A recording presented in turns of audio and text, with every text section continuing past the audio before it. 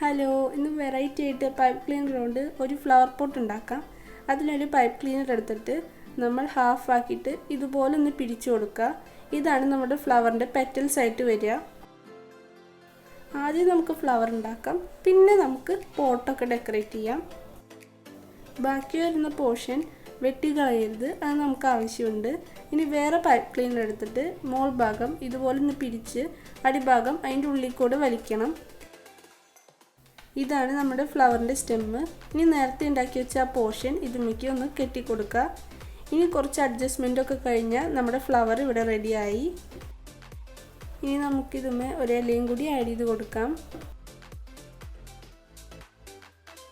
ഇനി ബാക്കി വരുന്ന പോർഷൻ ഒന്ന് കട്ട് ചെയ്ത് കൊടുക്കണം. അങ്ങനെ നമ്മുടെ ഫ്ലവർ റെഡിയായി. ഇനി വേറെ പൈപ്പ് ക്ലീനർ എടുത്തിട്ട് 4 ആക്കി മുറിക്കുക. അത് കഴിഞ്ഞാൽ ഒരു പാത്രത്തുമ്മേ അതിനെ ഇങ്ങനെ അമർത്തി വെച്ച് കൊടുക്കുക. ഇനി ഇത് മുഴുവനും ചെയ്യണം. ഇനി അതിൻ്റെ ഉള്ളിൽ കുറച്ച് തെർമാക്കോൾ വെച്ചിട്ട് നമ്മൾ നേരത്തെ ഉണ്ടാക്കിയ ഫ്ലവർ ഓരോന്നോരോന്നായിട്ട് കുത്തി വെച്ച് കൊടുക്കുക. നമുക്കൊരു കുഞ്ഞ് ബോയും കൂടി ഉണ്ടാക്കിയിട്ട് ഈ ക്രാഫ്റ്റ് അവസാനിപ്പിക്കാം.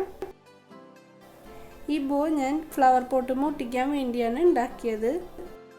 എങ്ങനെയുണ്ട്? ഇഷ്ടപ്പെട്ടില്ലേ? അപ്പോൾ ഓക്കെ, ബൈ.